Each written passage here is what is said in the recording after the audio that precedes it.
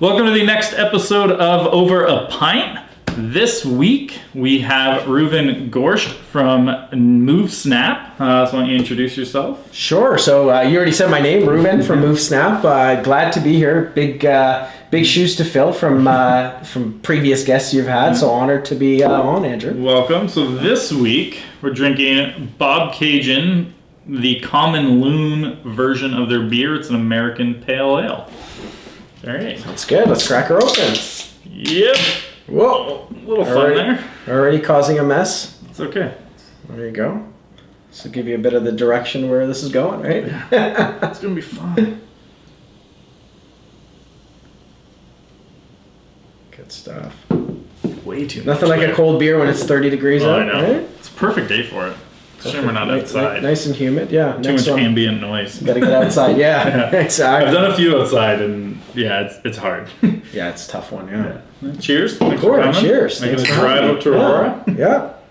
Glad to be here. The air is fresher. That's for sure. That is good. Good stuff. I know, obviously now you're in the industry, but before you started Movesnap, what were you doing? I had an interesting background. Sort of started off my career as an entrepreneur, doing very small businesses, the little shenanigans that you do when you're a teenager and you want to figure out what you want to do with your life. But ended up in the corporate world where I spent more than I'd like to admit, about 15 years, and mostly focused around where I ended up is essentially finding a niche, helping big businesses, so companies like Apple and Under Armour and Zappos, really kind of hone down their what they call customer strategy, which is a fancy word for what's the experience, how do people feel about the interactions, the working with your particular brand, and really what makes you stand out and differentiate yourself from all the millions of others that are selling, be it computers or sneakers or whatnot. So, because that's interesting, because Zappos, that's what they're famous for. How much of what they had was already done then before you came to help them with that? A lot of it is done. Yeah. It's really about the systems and figuring out. It's really not tough to come up with an idea and implement it on a one-off, right? Yeah. So if you have a great conversation with a customer. There's all sorts of different examples, but how do you scale that? So as you're growing to a company that has 1,000 reps and thousands of customers phoning in every day, asking about their shoes or asking for support with their computer and so on, some of the systems that are required, and when I say systems, it's both tech, but also the human side, the process. How do you make sure that that's consistent so that when one person calls a Zappos and the next one calls, that experience is consistent with what the brand stands for? That makes sense. So then I saw you did a Harvard MBA. Right. Anything when you did that, they were like, this is something that was amazing, or was just kind of a regular business school experience? Is there any extra cachet that it's Harvard outside of the name? Yeah, no, there's totally. It's a massive brand, and you really have to spend time on campus to realize. But the highlight of the experience really isn't so much in the academics. The academics are first rate, but it's the types of people you meet that are now basically friends for life. So you get this network of folks literally from all walks of life, from all different places in the world. So we lived together, shared so many experiences from folks, got friends in Malaysia, tons of friends in Europe, a lot across the US. So definitely makes traveling a lot different when you've got that local experience, and you really become part of their lives, and they become part of yours, to a point where you really trust each other like nothing else, right? With all sorts of, if you're having family issues, if you need advice about, should I quit my job and start a business and all that sort of stuff. So when did you you obviously quit and started Movesnap. Yeah. What made you realize you wanted to do that, and that idea specifically? Sure. No. So the first realization is really I had a really great job. I was an executive, getting paid lots of money, managing a very large team, about 70 people, And over time, I've always wanted to do something, like build something on my own. And I guess you could say, it's preparation meets opportunity. So I've been preparing for it for the last decade in terms of really, learning different sides of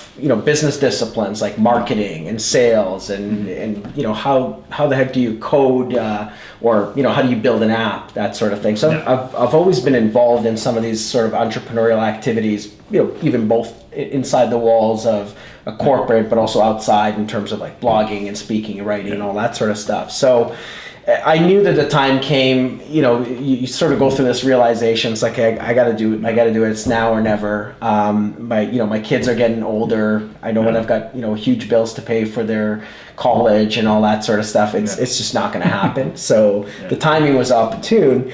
The other thing I knew was, wanted to do something in tech. Real estate was an interesting one because I've gone through the experience of obviously buying and selling a home, but also gone through the experience of moving. And it was one of those moments where you just feel you're not only overwhelmed and stressed. I think, there's studies out there that, they'll tell you it's the third most stressful after death and divorce, but you're also feeling like you're not in control of anything. You're literally at the mercy of that moving company. You're at the mercy of the contractor. And it's one thing when you tell people, hey, we're doing something, and I hear you're moving, and you see that look on their face, right? And I've not met a single person yet that liked it or was just like, yeah, it's Tuesday, I'm moving. So we knew we had a problem to solve. And when I say we, it's so my co-founder Andrew and I, he's on the tech side, so we kind of got together and started brainstorming. And I was trying to convince him that real estate is a really interesting space where there's so much opportunity to leverage technology and service to really make an impact, right? And it took a while to convince him. He was kind of pursuing a different idea at the moment, but then we got together and started kind of building stuff out, mapping it out, and he came out to the few initial meetings we had and saw the excitement on people's faces. He was convinced. So that's how the whole idea came about, and inspired really by both of our experiences. My move was everything that could go wrong went wrong, and even after 2 or 3 months after we moved, my wife called me at work. And the phone rang once, I ignored it, the phone rings again. That's why I picked it up before, because it's like you learn your lesson. And she's literally hysterical, like she's just pulled over. And the cop gave her about $450 worth of tickets. And that's and the best part is I didn't do what I was supposed to do, and I had the ball was in my court to update the driver's license, the registration, the insurance, all that sort of stuff. So literally sitting at home that night looking at $450 and couldn't invent anything that kind of writes off your tickets. So I actually, a funny one similar. My wife was driving my car and I forgot to update the license plate tags. Right. Gets pulled over. And the cop's just like, you're 3 months late. Gonna give her a ticket. Luckily, she was 8.5 months pregnant and literally 500 feet from the hospital. And she was going to an appointment there. And so he's like, tell your husband he's an idiot. But I'm gonna let you off because I'm not gonna give you a ticket 8.5 months. There you go. 8.5 months pregnant, you can get away with all that 450. It's gone. Absolutely. No, it's something else. And again, I was shocked that no one's, like the only thing that was out there when people move is really like a checklist, and there's probably about 700,000 different generic versions that tell you, hey, don't forget to drop off your cat at the vet, and call your utility company. But then you're sort of wondering, well, how and when's the right time to do that? So find, for people who don't know what Movesnap is, maybe it's a good time just like a brief like here's what Movesnap is for everyone who doesn't know. Totally. So Movesnap is essentially a concierge service and a technology that is a one-stop shop for anyone that is moving to get all their stuff done. So when I say stuff, it's like, you got to change your address. With most households deal with about 20 different businesses. So you got to change your address. You've got to disconnect your utilities. You've got to book your movers. You've got to arrange for the place to be cleaned, all that sort of stuff. So we help take care of all those all those steps, make it easy, keep you on track, make sure you don't forget anything like I did. Yeah. So within that, so like obviously like, you book movers, how are you guys vetting and adding like a moving company as part of the process in that? Sure. No, it's a great question. So when you say moving company, I know that right away there's a stigma. Like I can only picture my stuff on the curb or someone like, stealing my stuff or overcharging me. So we know, I mean, the industry's definitely got tons and tons of stigma, and a lot of it is true. You definitely see the marketplace stories and all that sort of stuff. So first thing we do is really find great companies, and we do that through our network. So we've got lots and lots of professional realtors on board and other firms, and we always ask, so who do you recommend? Who's done moves for your client that you think are the absolute best? And that just gives us the short list. And then we go through a very long process of, essentially vetting them. So, what's their reputation? How long have they been in business? Do they have established online reviews? But even beyond that, we really have a very personal relationship with all the owners. Literally have them on in my phone, and if anything ever happens, give them a quick call. But what's most interesting is, moving companies, like all of us that are in business, we're all looking for, acquire new customers and all that sort of stuff. So we serve as a significant customer acquisition channel for some of the top moving companies. And the interesting thing is we've got leverage over them, right? So if you were to hire a mover, it probably service you every 5 to 7 years, which is the frequency that people move. Some of them will frankly care because they're building a long-term business. They'll care about the reviews, but most actually don't, because they'll know, by the time you're in your new home, you forgot the pain, and they really don't care for the recommendation. What we have is leverage. So we give moving companies considerable chunk of business. And therefore, if anything were to happen, if they were to damage your stuff or not make it on time, we can definitely deal with that and cut them off or whatnot. Yeah. Right? So do you guys have anything like where they do like with Uber, or if someone drops below a certain rating, they're off the platform? Do you have anything in place like that, or is that more of like a gut feeling based on how things are going? So we're huge on feedback. That's sort of one of the things I always joke around. Like we were asking customers for feedback even before we had a product, and that's how we built the service. So we make sure that every step of the way. So if you were to hire movers through one of our recommended companies, we check in after the move, and it's literally it's not sitting there waiting for an incident to happen, which is I think a lot of what companies do with their model. So I've had a bad taxi ride, and bad contractor showed up. With us, we want to hear the good, the bad, and the ugly, and we want to make sure we follow up. So we use that system. We don't have anything in place like, hey, 3 strikes and you're out, but really depends. Every situation is a little bit different. But we've been blessed not to have. I think all in the 2.5 years we've been around. I can only recall maybe 1 or 2 situations where there was some damage and it was rectified, right? All right. So with agents looking to hire Movesnap, what's the value for them versus like the checklist we were talking about before? What's the value of Movesnap for them? Right. No, so look, I mean, obviously the industry is going through some very interesting times, right? I think that's putting it mildly. There's the news from Treb versus competition board is going to have a little bit of a change dynamic, but ultimately it's all about the experience that you deliver to your clients, and not only that, but how do you remain memorable, right? Most folks, hire an agent, and time again, and there's tons of studies that even show this, that 5 years later you ask them, would you recommend an agent, and they just purely forget the name, right? So one of the things we found is from the time, so imagine bought a house, you're super stoked, you sign the deal, you wake up the next morning, you say, and I know you're in this very situation right now, and you say, honey, we got 6 weeks till we got to move, right? And we got a house full of stuff, and we got the last 15 years of our lives in here. What do we do?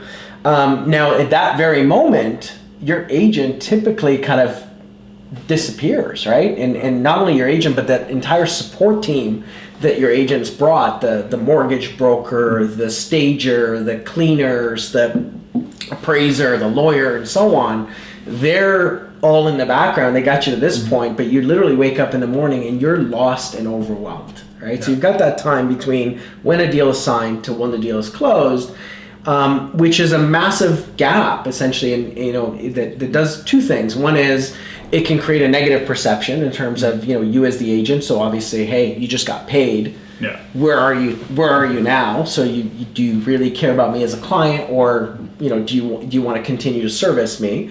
And the second thing is that's also the time that we found that a lot of your friends and family are asking you. They heard you sold your house and they ask, well, hey Andrew, how is your agent? Yeah.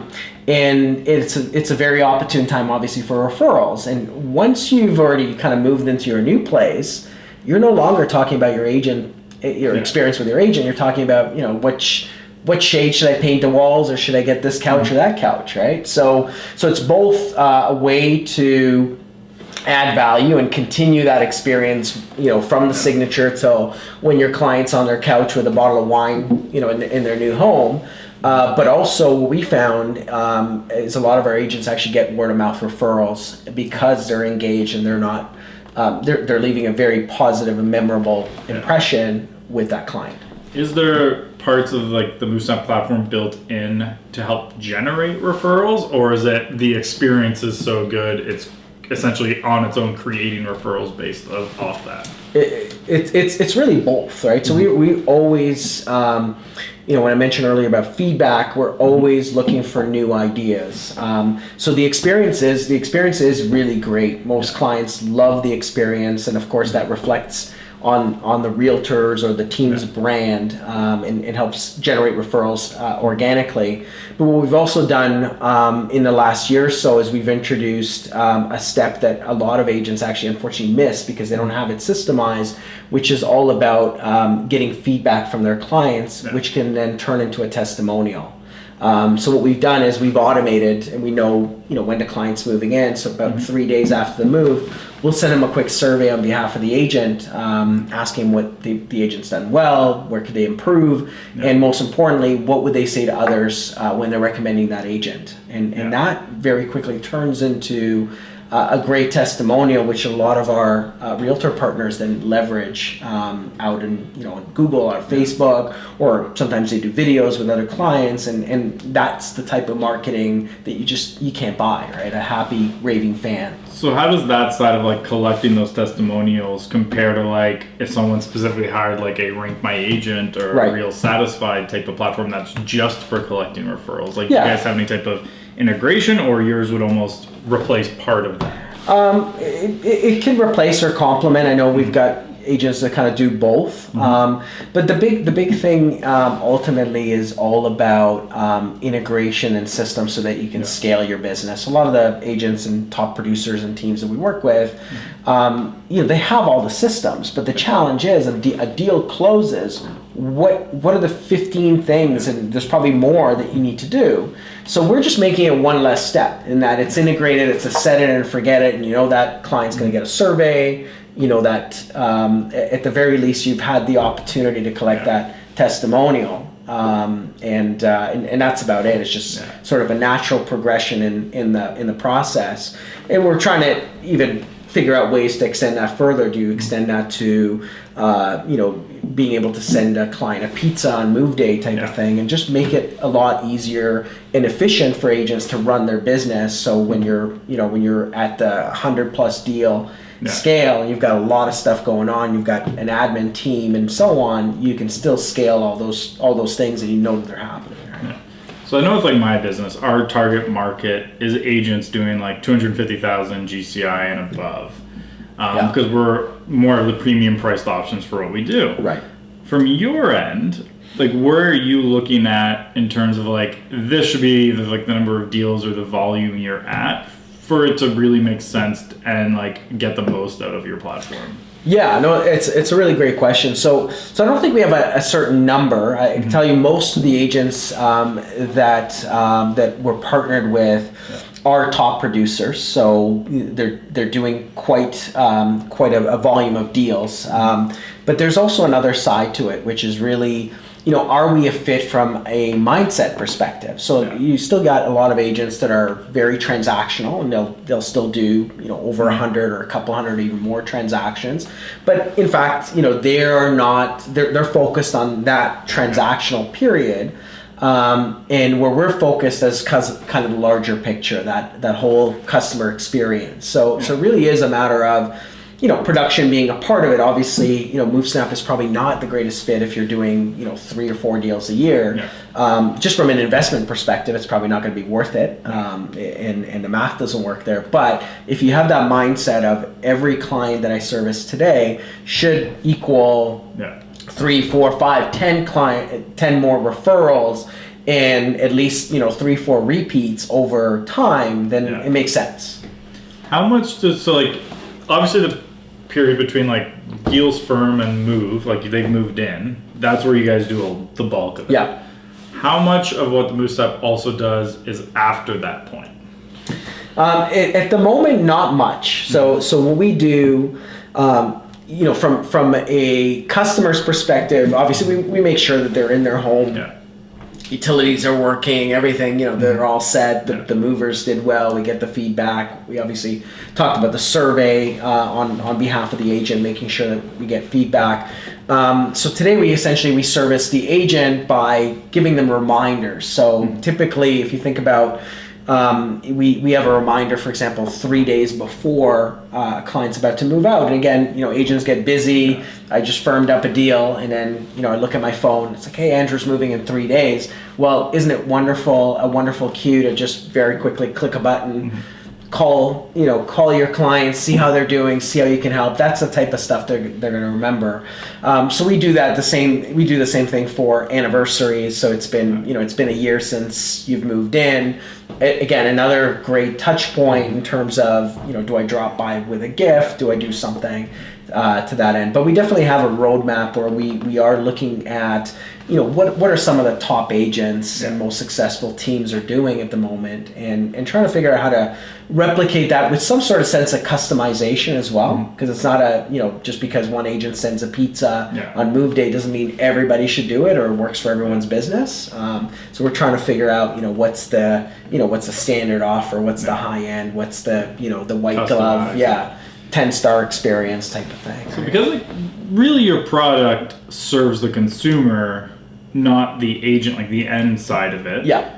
What made you decide to go focus the actual business development side on agents versus maybe direct to consumer? Yeah. No. So we through early stages of developing the product, we had to think really hard about how do you get to consumers, right? And most importantly, how do you build a brand that they can trust, right? They trust us with a lot of their, the moving logistics, the reminders, and all these types of things. And just through literally hundreds of conversations with agents, we found that the best value that we can provide, which kind of creates a win-win situation, is to agents. They already have that relationship with the client. They can get massive benefits to their business.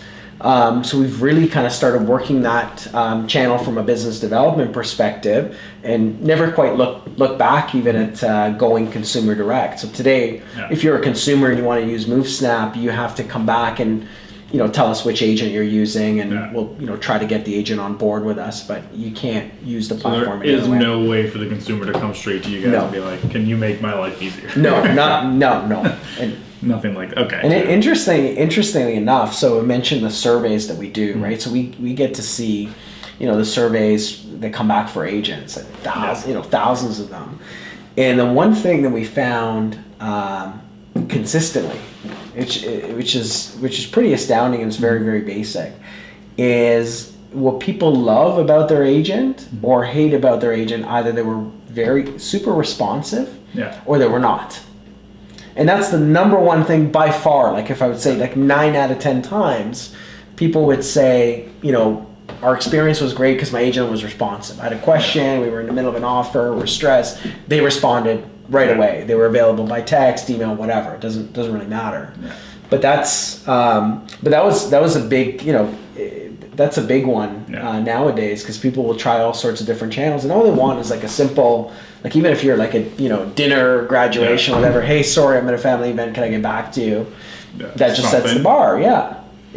So like I know you guys have like the white glove like concierge where you can like call in and actually get a person helping them. How is that positioned from the standpoint of like, are you like, I'm part of X agent's team, or it's more positioned as we're a Movesnap? Like how is that positioned to the consumer? It really depends on the team's preference. Yeah. So some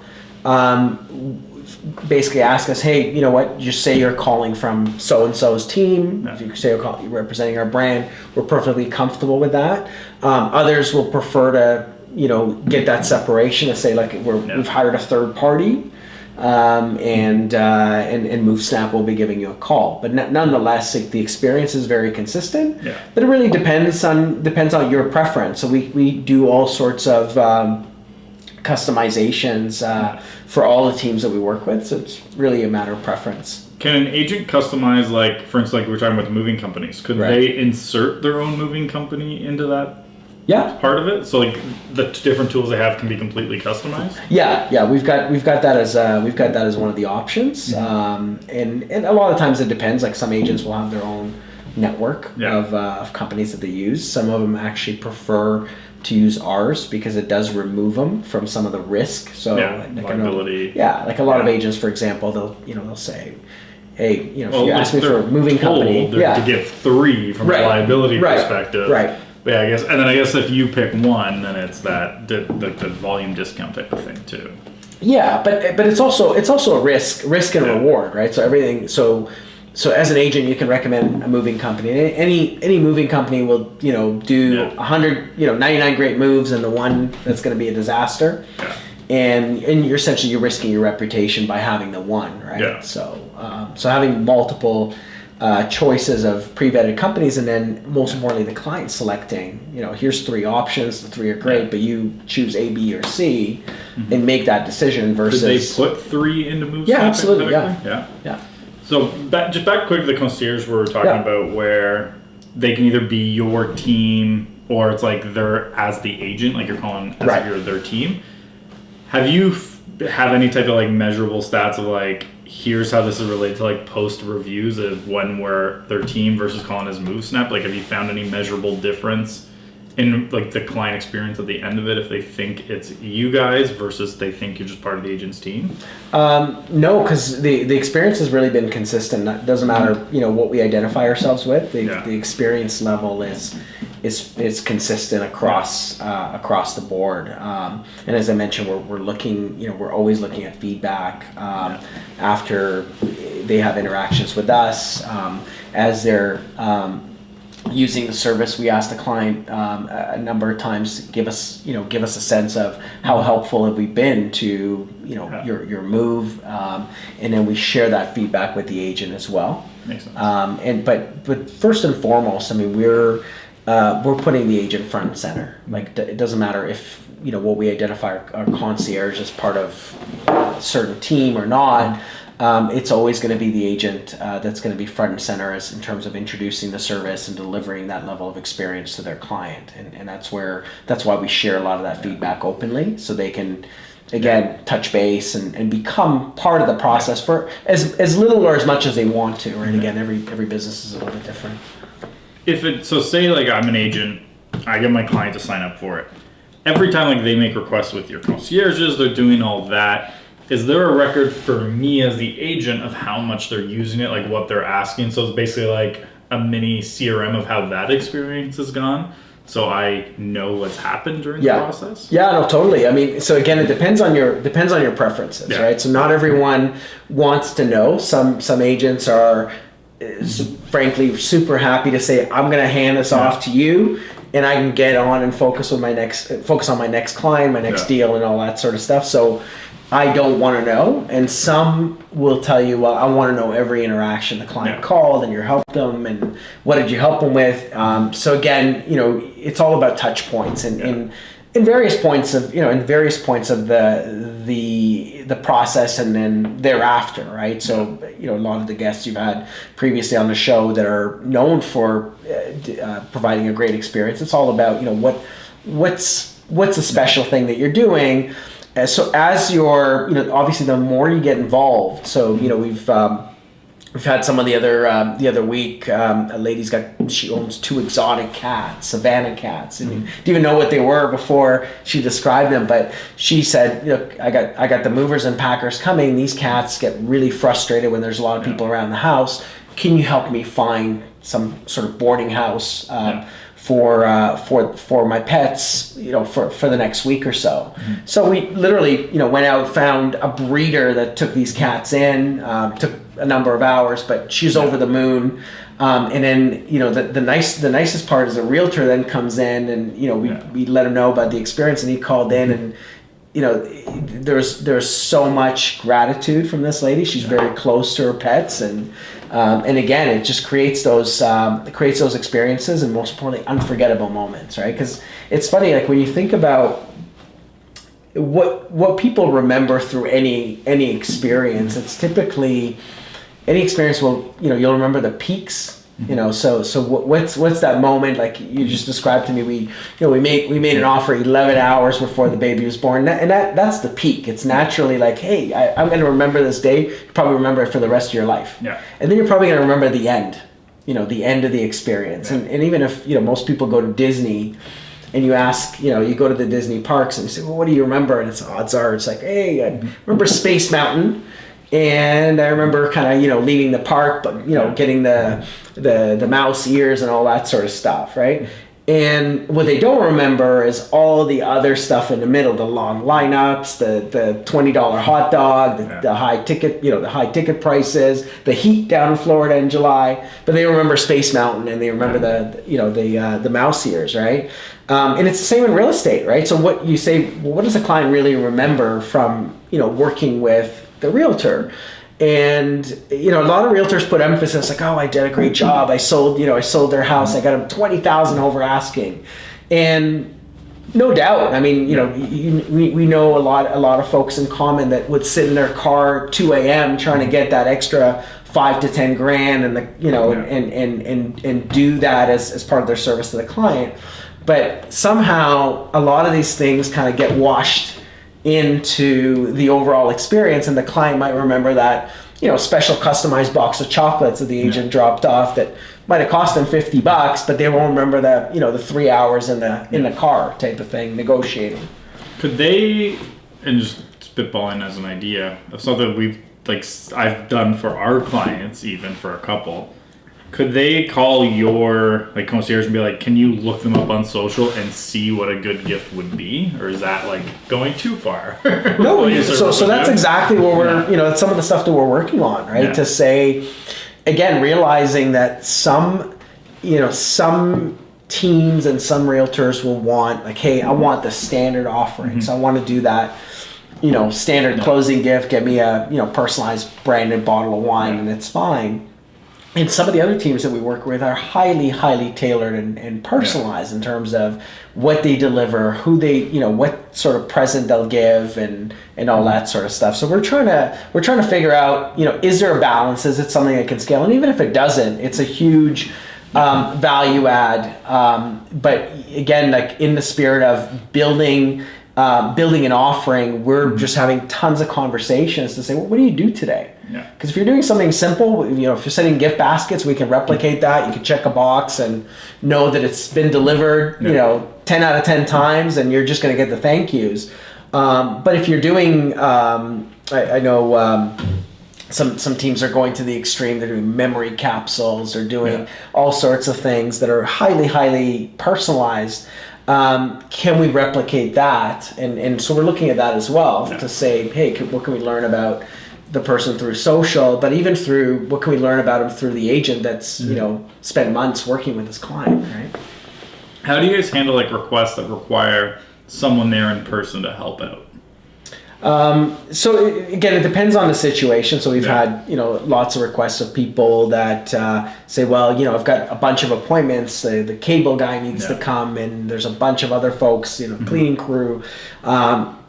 and all that. And by the way, I gotta work. I'm traveling, right? I close the house. I'm traveling the next day.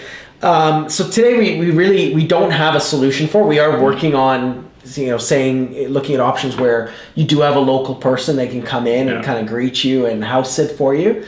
Obviously, trust is a huge issue. Like, would you let a stranger into your house? And I know some folks are more comfortable than others with using more of a concierge service. They come. Sit in the house for 5 hours. Have my keys. Exactly. They come anytime. Right? And so it depends, right? Everyone's got a certain comfort level to say, hey, you know what? Yeah, no worries. Here's my keys. Just feed my dog, and that's that. Whereas some folks are like, no, I got to do it myself, and I'm going to take the day off and rearrange my plan. So it's one of those things that you're trying to figure out that is not.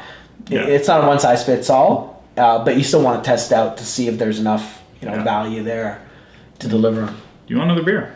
Sure, let's do it. Well, I think I still got some here. Yeah, a little bit there. I've been slow. Your next one when you're ready. Yeah. Well, you're busy talking. Sounds good. I'm just listening, so it's easy for me. Yeah. All right. There you go. It's a great one, by the way. Good choice. Yeah, that's what, every episode is, for the most part, it's been craft beer. I mean, some are craft beer that have been bought out by big companies, but it's really just my way of exploring new beers. Yeah. It's like this one, the Barking Squirrel from Hop City. I've never had it before. We'll find out. It's an amber lager. Sounds good. Good deal. Sounds good. Cheers. Cheers. So we're launching this new version, this platinum package. And the entire idea for my team is just how would we design it if our clients were incapable of making an outgoing phone call? Yeah. So everything is designed around that idea of, if they couldn't make a phone call and could only accept phone calls, how would it be done? And that's how we're trying to set it up now. Yeah. It's a tough one, right? Yeah. I mean, it's always if I went out and bought you a $2,000 set of golf clubs, would that make you a better golfer if you don't have the innate ability to begin with, right? And sometimes it's skill, and sometimes it's just literally someone wants to plug something into their business, but they're flat out 24/7 doing what they've done in the past. Now you're talking about incrementally. Hey, a lead just came in. I've got 3 seconds to dial them. And if I don't get them, I got to get them. Try it 6 times. It's just. Well, that's why we're trying to get away from that, because there is a way to do it successfully. Because I know people who have set up their business in a way that that speed to lead mentality doesn't matter for them. That's what we're trying to get to, because basically we're trying to set it up that takes as much responsibility out of the agent's hands as possible to increase the amount of conversions we get. But the tough part about that way too is that's a long-term play. Because 15% of leads are going to move in the next 3 months at most. That means 85-90%. They're a year out. They're 2 years out. But that's what we're aiming for. No, you're right. No, so that's the biggest thing is a lot of, you're dealing with, obviously you want the shorter term, but what's the nurture strategy? And that's where we're trying, because our silver package, for example, there's 0 lead follow-up. It's just straight, we get the lead, we send you the lead, we're out. Done. And that's our biggest mix, that level, is how good is the agent at converting. Because some kill it. We have clients who are 50 times ROI type of return. Because now when you're making 40 grand commission, it's easy to get over scale returns. But then you get others who spend thousands and thousands and don't get anything. And I'm sure you guys have looked at partnering with an ISA outsourcing. Not specifically an ISA company, only because in Ontario especially, unless they're licensed, technically they're illegal. Not illegal, but they're against REBA. So because Agent Locator had an ISA company and then was told by RICO you can't. Because it's traded in real estate. So for us to partner with one and promote something that is technically contravening the law, can't do it. But are there ones that just basically are kind of the first response and qualification, or is there's some. What we're really looking towards, and we're debating internally, as do we include in our, because like the way our platinum package is going to be designed now is away from that need to be that, like doing that where you want to convert them over email and stuff like that. Is we're actually thinking of like bringing in a coach as part of the onboarding process. So that's interesting. That's what we've invested a ton in. Like we've got a function called partner success, right? Mm-hmm. And their sole job is, so we don't get you on board until you go through a demo and then you go through an onboarding. Like we've had agents call and say, I've heard great things. Like here's my credit card, sign me up, I want to get started. And we're like, no. You gotta sit through the demo, which is 25, 30 minutes, and an onboarding, which is another 25, 30 minutes. Mm-hmm. The reason is, and again, ultimately you can get people on, the product or the service got enough appeal, but at the end of the day, if they're not successful, that's any short-term relationship isn't worth it for anybody, right? So if it goes back to that question you asked about, are they the right fit for what we do or what you do, and ultimately that's what through that process, the questions that are being asked in the demo, and then we have an onboarding, and now we have a process where literally so we'll look at our data. And it's been 3 weeks and you haven't brought on a single client, and we'll give you a call, send you an email. We have a sequence of emails that goes out from our partner success manager saying, well, here's 3 tips, here's how you let your clients know, here's a great thing you should think about to complement your investment, right? And that's what we found works like magic. Like some people still kind of fall off the bandwagon after a while, but at the very start, if you have that predictable process, like, hey, we'll do the onboarding, we'll give you a few hours, we'll do the follow-up. We're trying to get heavier into content now. So again, anything to do with how do you provide a great experience? What are some of the ideas that some of the most successful agents are using out there? What are some things, again, in the spirit of moments or opportunities, what are the best opportunities for you to, invest a little bit of time, 5-minute phone call, but that 5-minute phone call is going to make all the difference and might get you a couple more referrals, right? Makes sense. That sort of thing. So, like when I've talked to a lot of people, and I always ask for like people's feedback on different products, and obviously I've asked people about yours. Yeah. The majority seem to love it, but there's always even we have them too, if people were like, it didn't really work for me. Right. Most of the feedback is around their clients not actually engaging with the product. So how do you guys recommend an agent position it to actually get their clients to take up and use it? Yeah. No, so that's again part of what we've addressed with our onboarding and ongoing training and support that you get, right? Mm-hmm.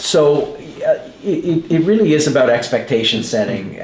Whether you're selling marketing leads or whether you're selling Movesnap, it still requires involvement from the agent. It's not nothing's going to be 100% set it and forget it. So in our case, put yourself in the shoes of a client as they're, you just signed a deal, they're moving, they're getting emails from you, from their lawyer, from the insurance company, from the bank. They're swamped.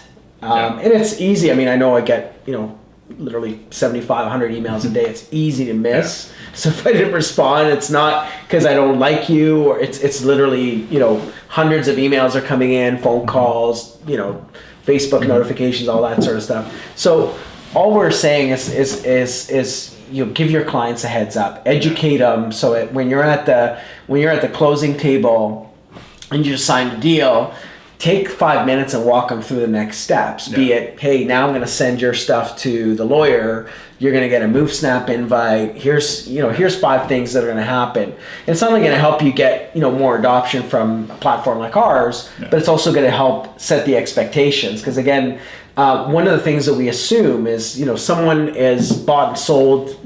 Say it's their 5th home. They know everything. Well, they don't, right? Because stuff changes all. There's new, exactly, and there's new mortgage regulations. There's the banks got different processes.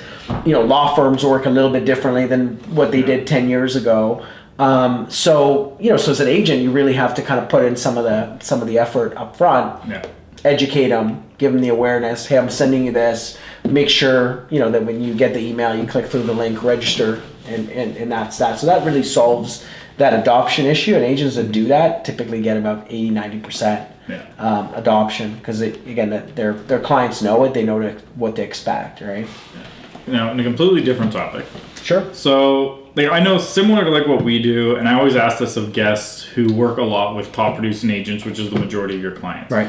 What do you see as similarities and differences from top producing agents, basically, versus everyone else in the business?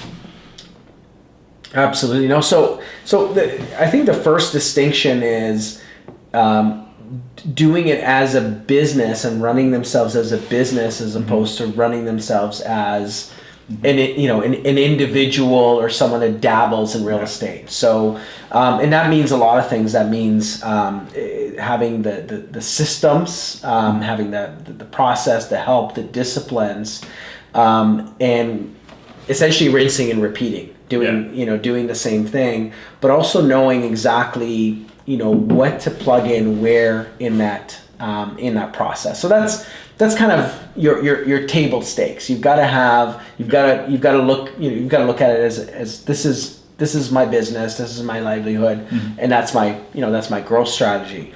The second thing that we found, and again, and it goes back to why Movesnap is such a great fit for those top producing agents and teams, is their desire to, or the way they look at a client as just, this is, if you're our first time client, this is just the beginning of the relationship. It's not a transactional business by any nature. You're not in the sales business, you're really in the relationship business, right? So knowing that one deal that you've got today, that if you do a great job and leave the client with a really great experience, with great memories of working with you, and we know, some transactions, not all transactions go perfectly, in fact most of them don't, but leaving them with that impression drums up your referrals and your word of mouth, and essentially creates that little army of advocates and raving fans. Yeah.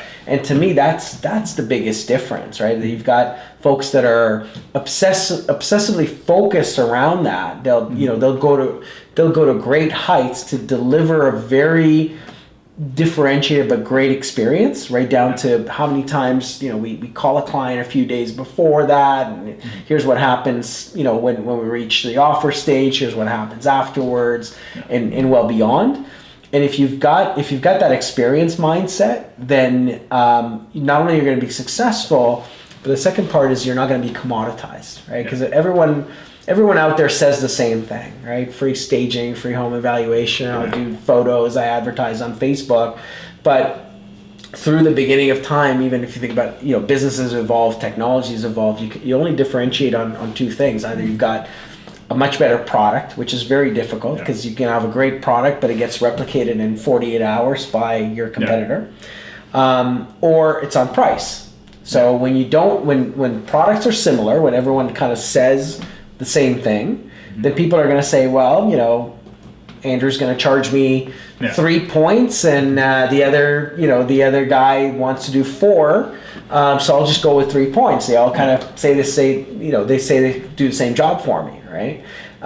So the consumer doesn't really see a difference, and they'll go for the lowest common denominator, which isn't only a competition now between agents, but the other, obviously big things that are emerging is there's alternative models that are coming into the market. We know Zillow's coming into the Canadian market. That's going to have a different dynamic, and there's already some good discussions and debates there whether Zillow is friend or foe.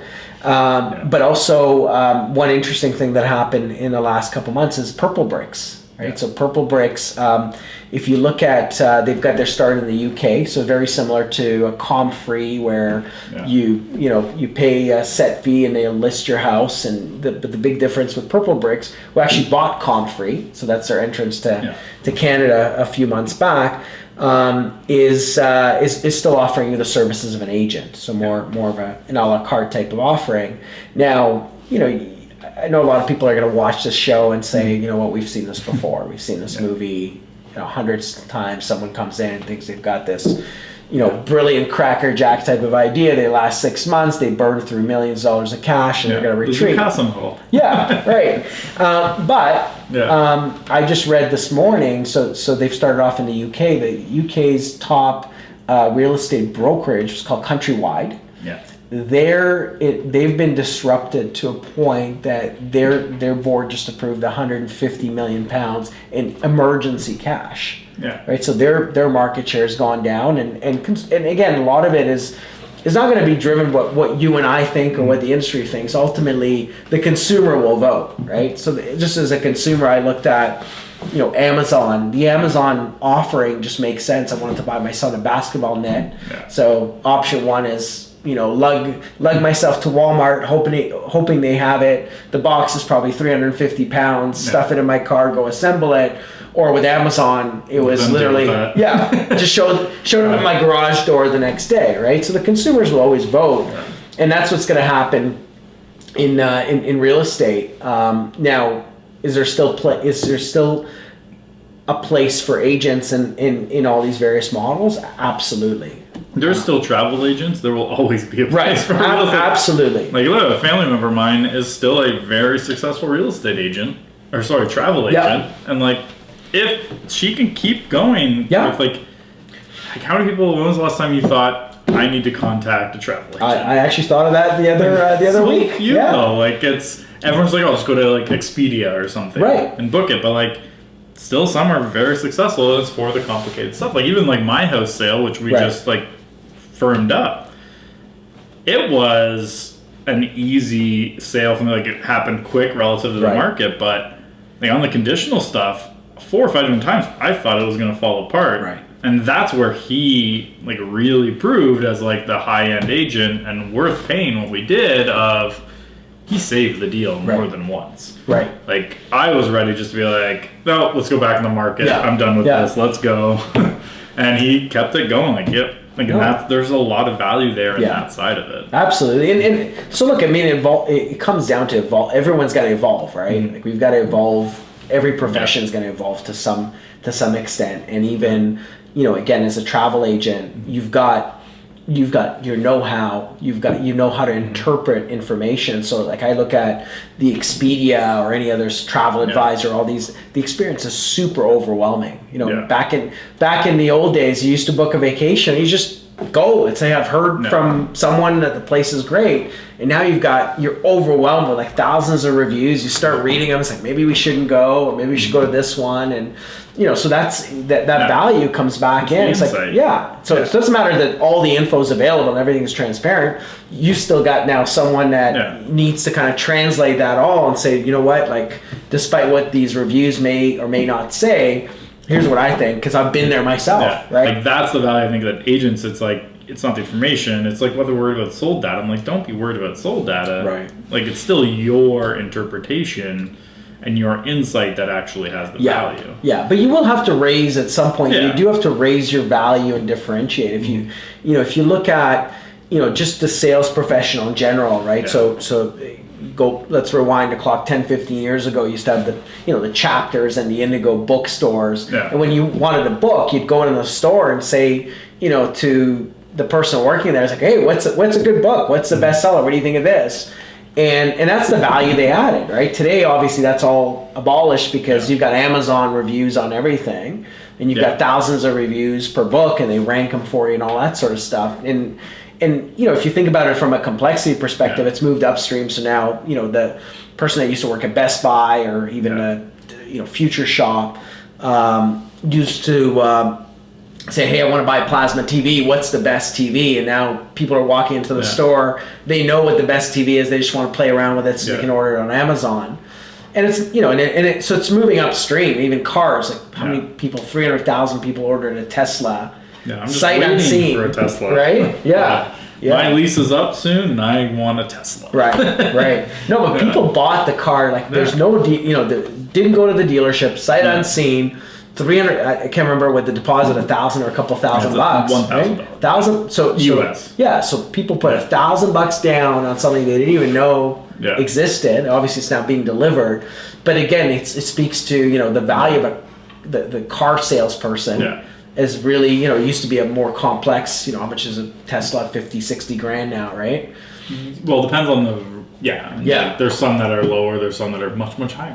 Right. But still, you're still making a complex purchase, but nonetheless, the value is going to evolve, and if I were to make a bet, and you're starting to hear that a lot, it's all about what is the level of experience that you are, the experience and value that you're delivering as a full service agent, right? Because I think everybody out there says, hey, we're full service, we do all these things, but nowadays, like when you've got the Purple Bricks and the Zillows and the other models that are going to continue, because I think Canada's sort of been the neglected stepchild compared to what's going on in the U.S., but you kind of see it, when you go to conferences, there's a lot of American executives that are now starting to eye Canada as a kind of adjacent natural market that's kind of ripe for a lot of change, right? You've seen that with, how the different,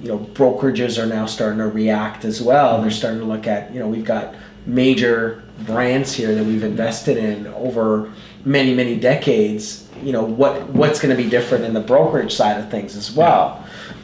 So interesting things are going to happen. It's going to be, I think it's super exciting. There's obviously, there's the tech side of it, which is really, it's really not about technology. It's about, how do you accelerate when you've got to be knowing the basics of marketing and advertising before you can start, dabbling with Facebook.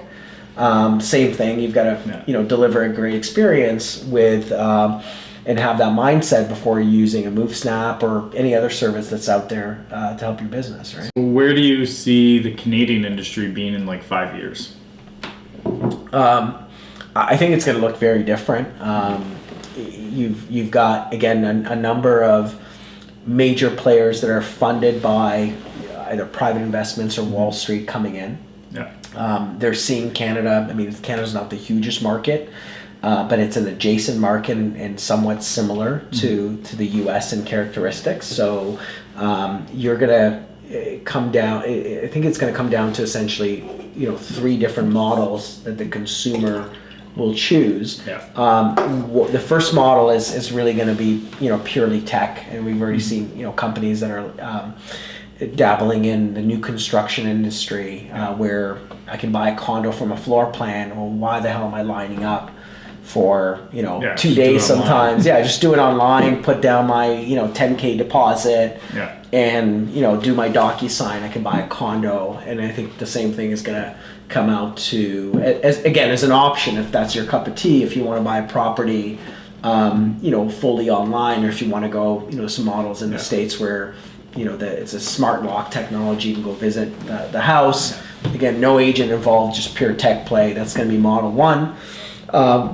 Model two is kind of very similar to what Purple Bricks is doing and some of the other players, which is technology will accelerate what the agent does. So it's really it's still agent driven, but very, very much relying on technology to drive, things like showings, to drive the deal, the paperwork, the matching.